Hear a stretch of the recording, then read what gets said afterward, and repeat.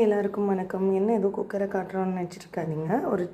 இன்றைக்கி ஒரு simple tips சொல்லலாம் அப்படின்னு தான் இந்த வீடியோ எடுத்திருக்கேன். குக்கரில் வந்து நம்ம விசில் வராமல் சில சமயம் போகும். அப்போ நமக்கு எதனாலன்னு தெரியாது. அது வந்து 2-3 விஷயத்தினால வராமல் இருக்கும். அது என்னென்ன அப்படின்றது தான் நான் இப்போ சொல்ல போகிறேன். ஸோ ஃபர்ஸ்ட் திங் வந்து பார்த்திங்கன்னா, இது வந்து ஒரு சேஃப்டி வால்வ் மாதிரி இருக்கும். இது வந்து பார்த்திங்கன்னா உள்ளே வந்து க்ளோஸ் ஆன மாதிரி இருக்கும். இப்போ பார்த்திங்கன்னா தெரியும், இது க்ளோஸ் ஆகிருக்கும். ஆனால் சில சமயம் நம்மளோட யூசேஜ்னால் வந்து அந்த வால்வ் வந்து ப்ரோக் ஆகிருக்கும், அது ஓட்டையாயிருக்கும். அப்போ என்ன ஆகும், விசில் ஆவி இது வழியாக வராமல் இது வழியாக வரும். ஸோ அப்போ வந்து நம்மளுக்கு விசில் வராது.